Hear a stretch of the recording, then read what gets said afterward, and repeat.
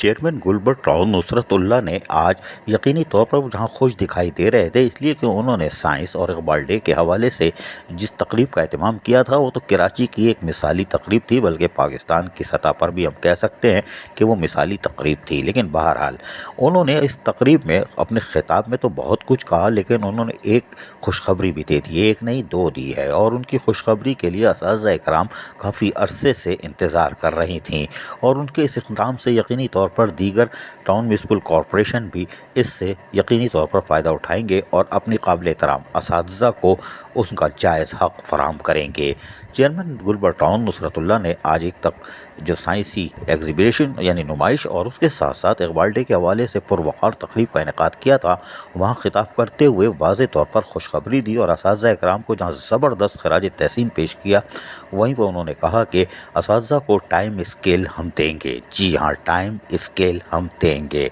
यकीनी तौर पर ये टाइम स्केल हर हाल में देंगे, जो कहते हैं वो करते हैं, वरना ये बोलते ही नहीं, यानी काएँ नहीं करते, चूरन नहीं बेचते और ये चूरन बेचेंगे भी नहीं। बहरहाल उन्होंने इस खिताब में ये भी कहा कि वो असातिज़ा के जायज़ हुकूक़ और मफादात का तहफ़्फ़ुज़ करेंगे, तो यकीनी तौर पर इनके पास कॉन्ट्रैक्ट असातिज़ा हैं जिनका नोटिफिकेशन यानी गज़ट तक सिंध हुकूमत ने जारी किया था, जो कि 5 अगस्त 2021 को था। इस नोटिफिकेशन के तहत कॉन्ट्रैक्ट असातिज़ा को रेगुलाइज़ करना था, यानी रेगुलाइजेशन ऑफ कॉन्ट्रैक्ट टीचर्स, और इस गज़ट के बाद तो यकीनी तौर पर इनका हक़ बनता है। और यकीनी तौर पर ये बेचारी इंतहाई काबिल एहतराम और अपने स्कूल के तलबा और तालबात के लिए अहम है, जहाँ आज बेहतरीन नताइज फराहम कर रही हैं।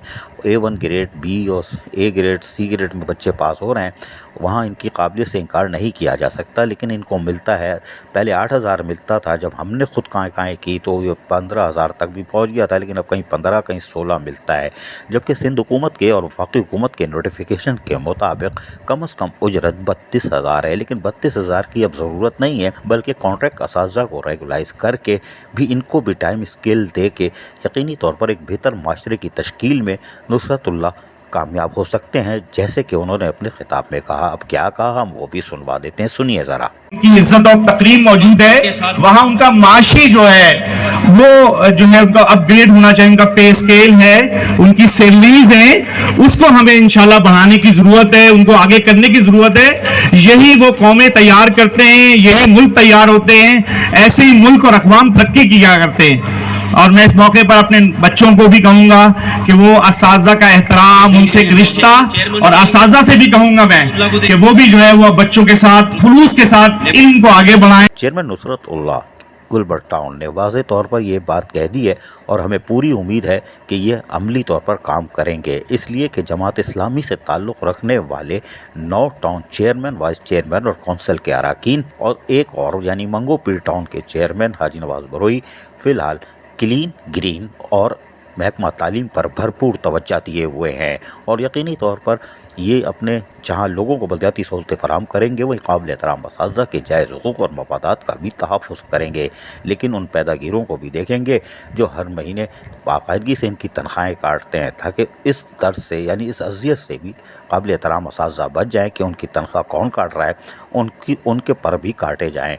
यकीनी तौर पर चेयरमैन गुलबर्ट टाउन नुसरतुल्लाह इस तरफ देखेंगे। अज़ीज़ आरिफ, KBS बलदियाती न्यूज़ कराची। ऐसी ही खूबसूरत वीडियोस फ्यूचर में हासिल करने के लिए रेड बटन पर क्लिक करके और बेल आइकॉन को प्रेस करके हम सबके सब्सक्राइबर बनना मत भूलिए।